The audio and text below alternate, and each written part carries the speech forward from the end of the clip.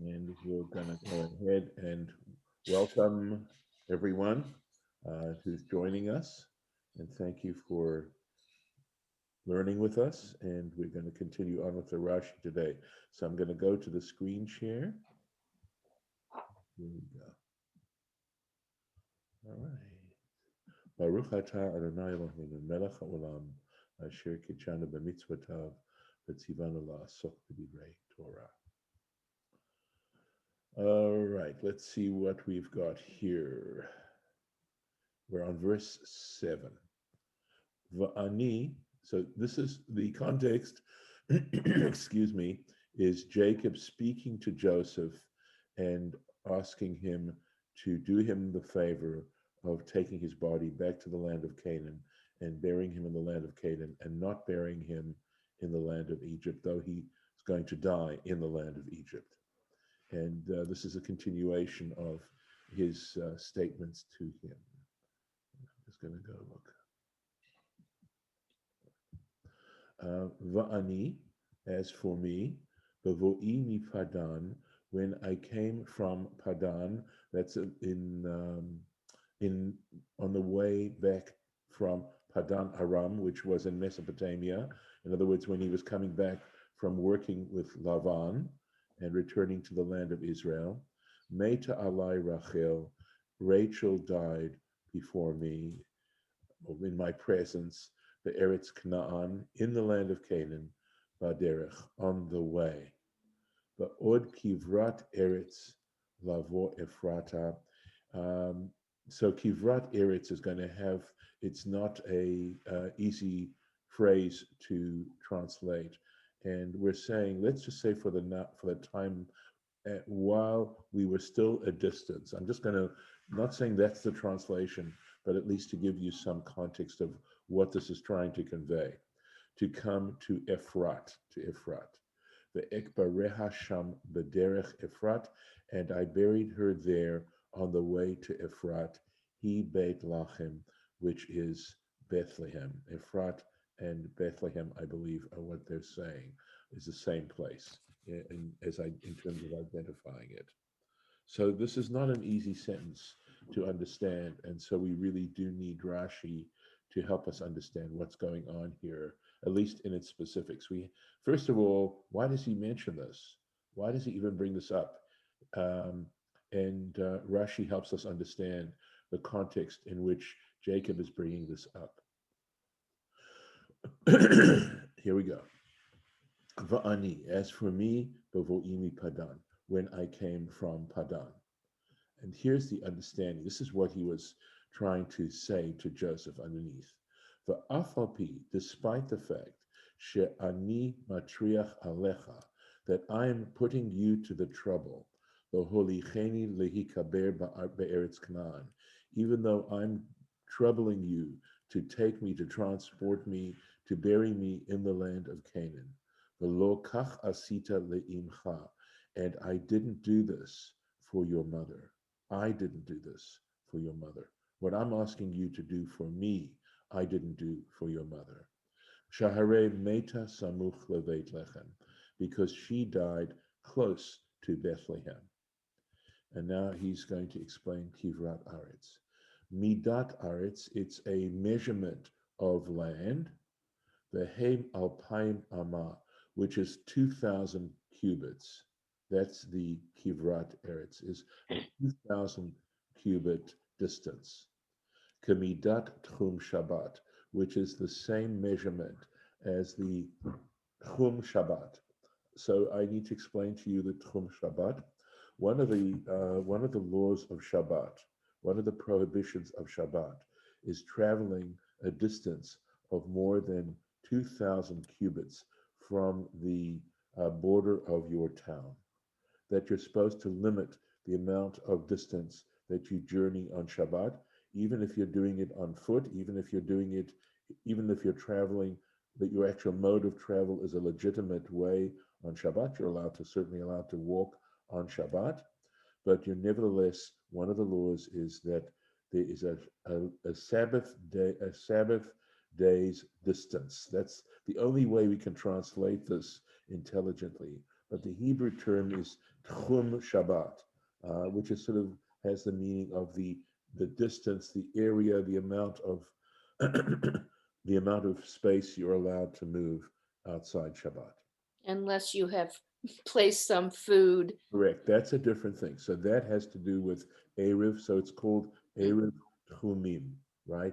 So the way you can double this, you can travel 4,000 cubits, is by placing enough food for Shabbat. In other words, the legal ramification is that, or the legal device is that you're establishing residency at the end of this particular distance. So at approximately 2,000 cubits, very close to that, you can place food for 2 meals on Shabbat and establish your residency there for that Shabbat. And since that's the place you've established your residency, then since the prohibition is to go beyond your place of residence 2,000 cubits. So if you place this food in that particular location, you can travel another 2,000 cubits distance. However, let's suppose you live in a town, right? You live in a town, and around that town, you have, of course, a circumference, or actually, I think it may even actually be a square that's a 2,000 cubit square. There's discussion about that.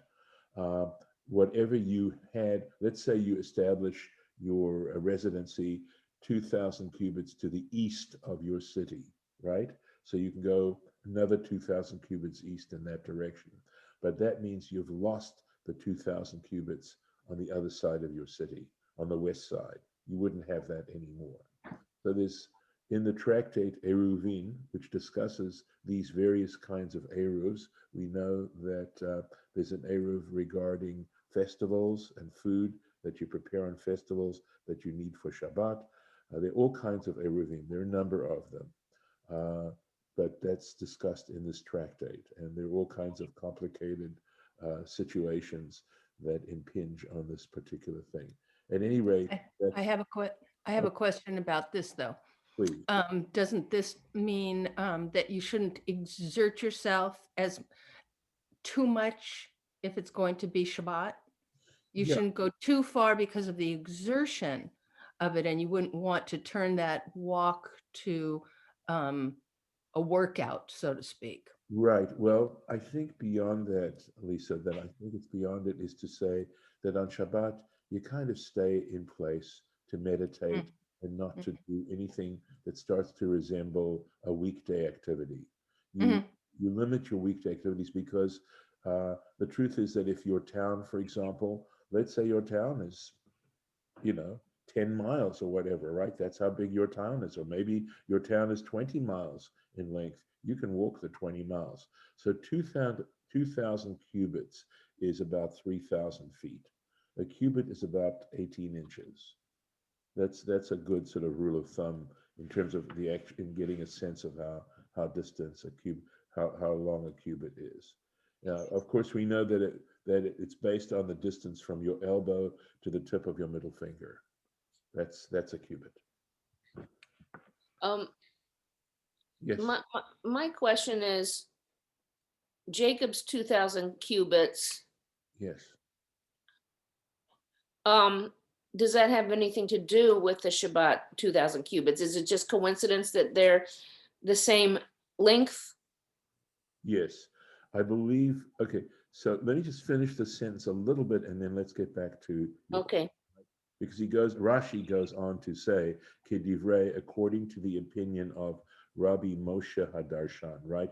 He's Mhm. quoted the teacher of his, Rabbi Moses, the expositor. Rabbi Moshe Hadarshan, I assume, was someone contemporary with Rashi, who was one of his teachers. So, in other words, this must not be something that is found in the Talmud. I don't know how the Midrashim necessarily translate or explain this term, but Rabbi Moshe Hardashan figured that that was the distance. And let's see, okay. You'll see that it doesn't appear to have, that it's simply coincidental that that is a Shabbos day's distance. let's just keep going and see. I'm not sure that this just simply gives us the reason what's going on in this statement of Jacob. The Lord Tomar, and you can't say, in other words, I don't have an excuse, is what Jacob is saying. The Lord Tomar, she'ikvu alai geshamim loholicha ulekavra bechevron, and you can't say that the rains, in other words, that it was during the rainy season that prevented me, ikvu alai, prevented me, miholicha, from taking her, ulekavra, and to bury her in Chevron. So that's ideally where he should have buried Rachel. But Bethlehem is a distance from Hebron, and he buried her in Bethlehem and not in Hebron. So he says he doesn't have that excuse that because of the rainy season, he couldn't have transported her and done that. Eight Hagarid Haya. It was actually the time when the fields were parched, they were dry.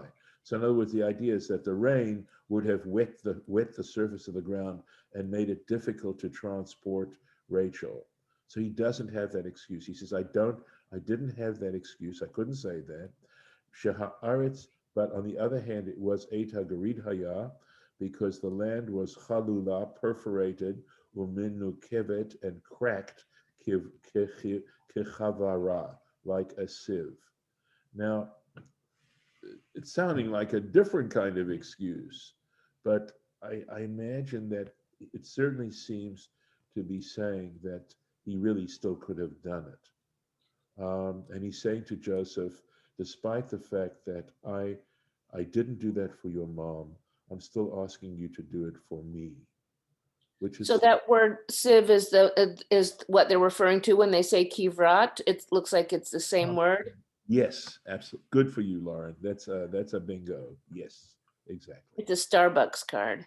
That is a Starbucks card. But I'm also wondering, Very good. isn't that related to the word that means tomb?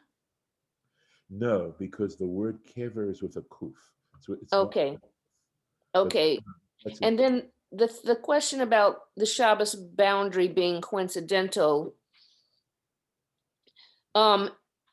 So did they derive 2,000 from the amount of land between Hebron and Ephrat? No, I don't. Or, I mean, Bethlehem? Right.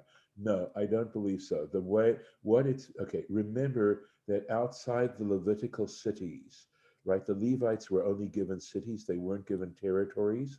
And as I recollect, this is based on a recollection, that amount that's discussed, of course, in the Talmud, in the discussion about Eruvin of Erev Tchumim, and I believe it had to do with the Alpaim Amah, that the Levites were given a certain amount outside their cities, that the Torah explicitly talks about a certain amount of distance so that the Levites would have fields and places in which to pasture their animals outside the city.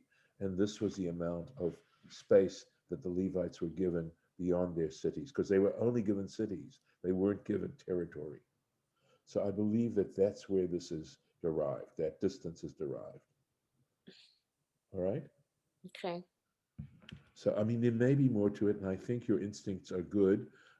Absolutely. By the way, look at kivrat, and there's the word kever right there, right next to it. Do you see that? Mm-hmm. And now kever is spelled with a kuf, and kavara is spelled with a kaf. Okay. So you can actually see. Well, yes? Yeah, but it's interesting because there are a lot of times when you get a midrash based on purposefully misspelling something. True. I'm not so certain. You know, there are certain letters that are interchangeable, but I don't know that I would say that a kuf and a kaf would be so interchangeable. I know that aleph, hey, vav, yud, those letters are all interchangeable.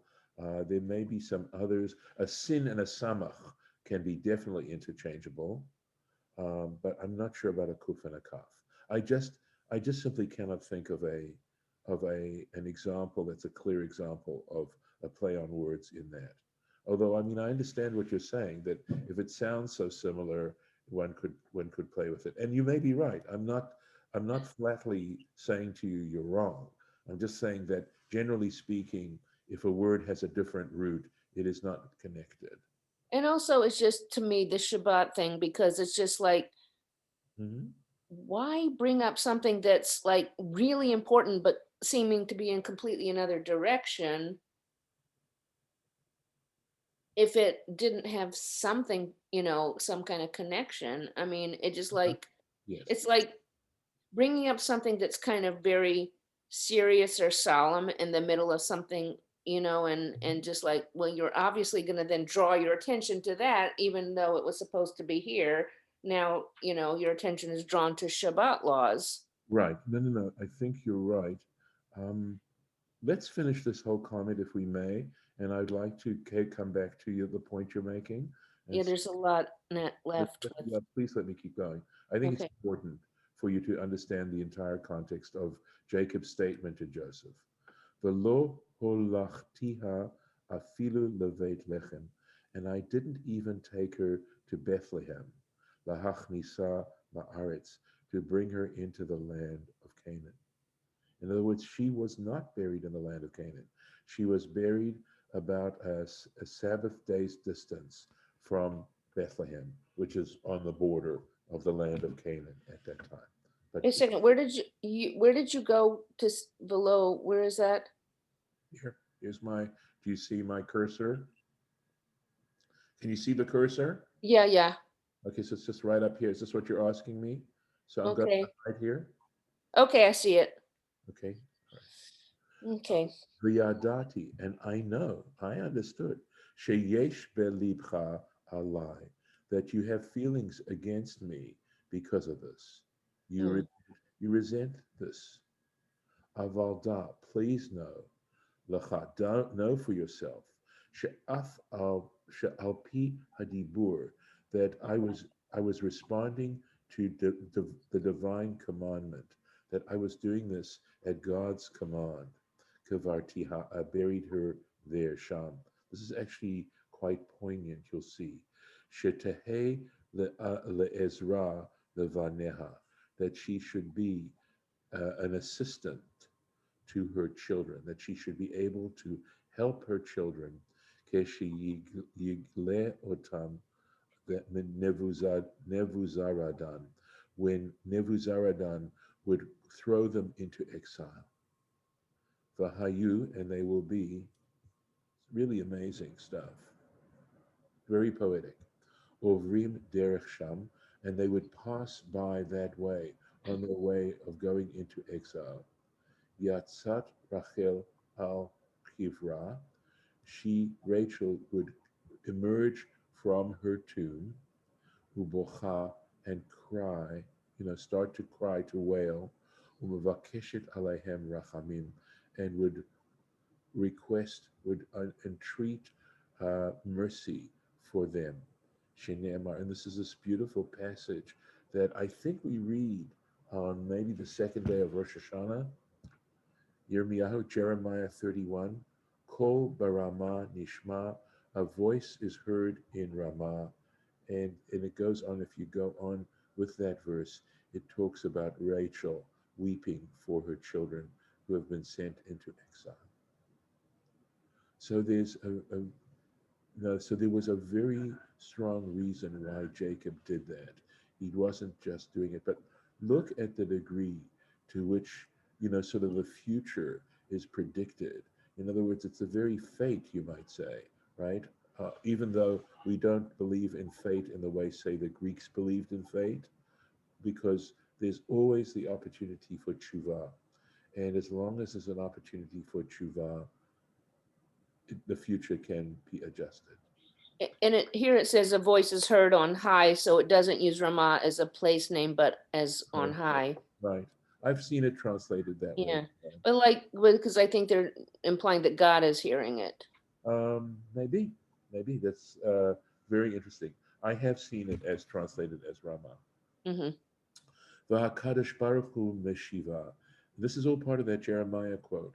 And the Holy One, blessed be He, responds to her, Yesh schar lefulatech. Na'um Hashem. These are quotations from that Jeremiah.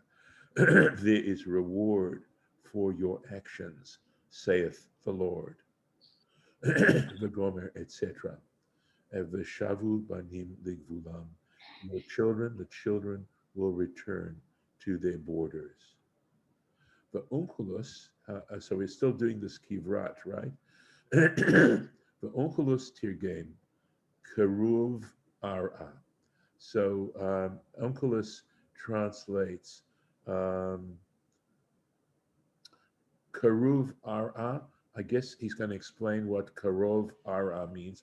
Ara is land, eretz. So the ayin and the tzaddik are interchangeable between Hebrew is a tzaddik, and in Aramaic it would be an ayin. You very often see that.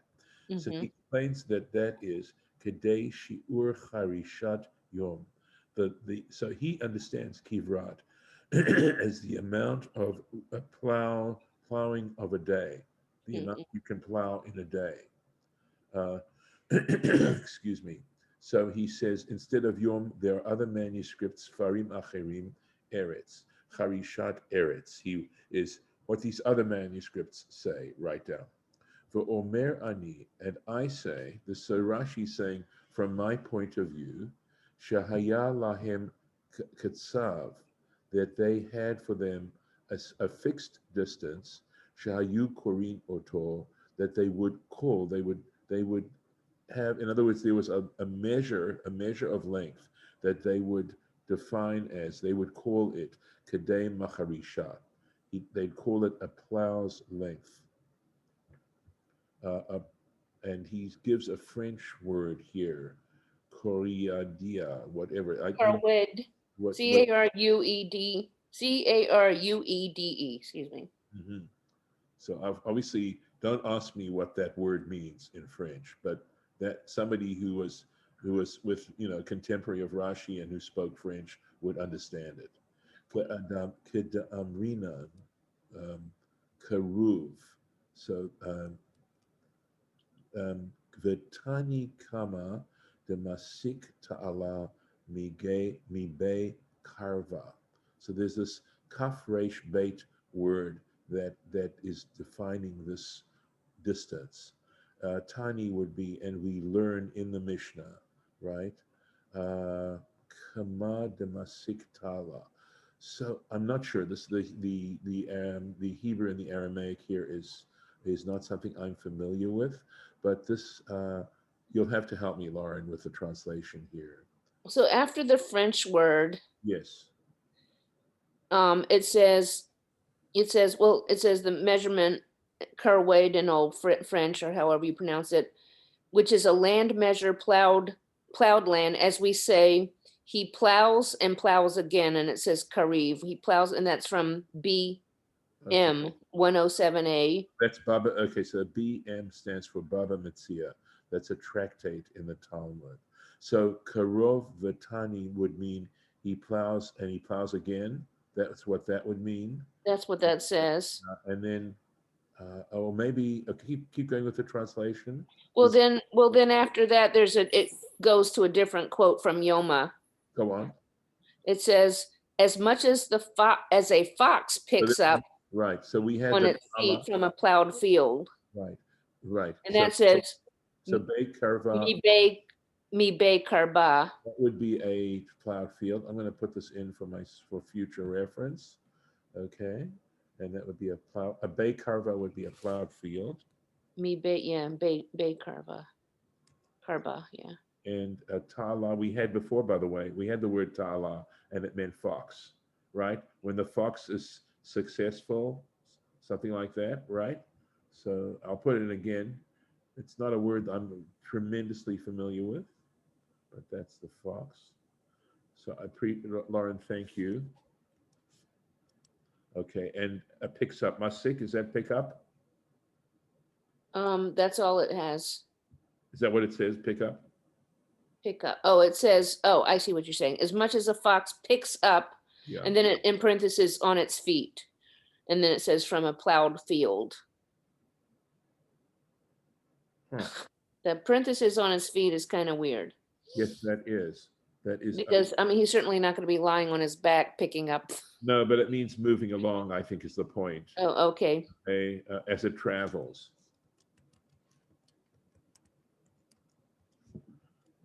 Sorry, let me do this. And this is the Chabad one. I haven't, I could look up Safari if you This want is me to do okay. that. No, I'm happy with this. I just need to put in one more little thing. This whole phrase is not an easy one for me. So let me just okay. So Karovatane means plows and plows again. Yeah, that's what it says. That's good. But it says Kariv. Oh, so they have it spelled differently.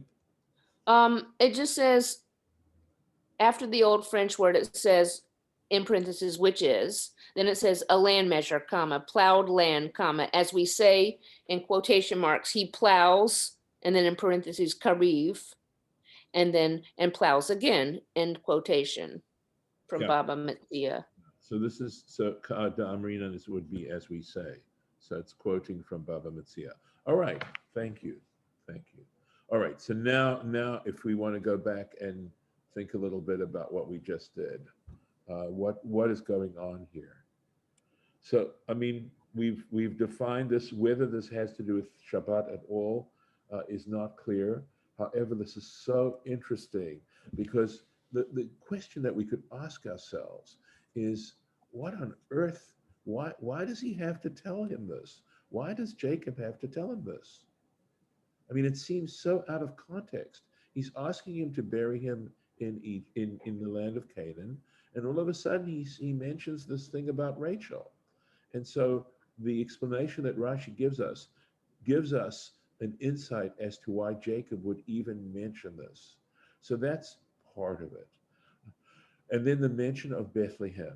But this idea of Rachel, I mean, this gives us pause as well, in terms of Rachel's role in the fact that she gives up, she winds up, Jacob has to wind up giving up the notion of burying her in Hebron, because we could certainly ask ourselves, and we did ask this question before, that along with Jacob, we know Jacob loved Rachel. And we talked about, had Jacob been able to script his life, he would have had one woman, he would have had one wife, and that wife would have been Rachel. And so the fact that Leah is buried with Jacob in Hebron and not Rachel, right? Had Rachel and Leah both been buried in Hebron, meaning the cave of Machpelah, with Jacob, that wouldn't have given us so much pause. But what gives us pause is the fact that Leah is buried with Jacob in the cave of Machpelah, and Rachel isn't buried with him. She's buried here. And the fact that there is, I wonder, as we're sort of meditating on this, whether the pain that Jacob would have felt and Rachel in them not being buried together is somehow parallel to in other words, there's a separation, there's an exile, and Rachel in some ways is exiled from Jacob, just as the Jewish people are going to be exiled from the land of Israel. And somehow there may be some parallel there emotionally and in the significance and the symbolism that we're talking about here. I'm going to stop the share and give you a chance to comment if you'd like. Any thoughts? So yeah, go ahead, please. Something about how far the distance to go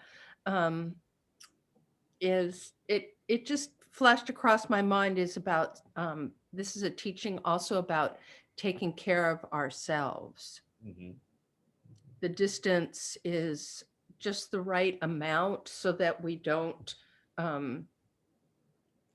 wear ourselves out, and we're reminded to take breaks and stop before it's too much. Yeah. Maybe not. I'm new at this. No, I understand. That's sort of focusing more on the whole idea of, having not being able to travel that much. With regard to the specific of, Rachel's relationship to Jacob, etc. I'm trying to think of, that whole, trying to put together that whole picture.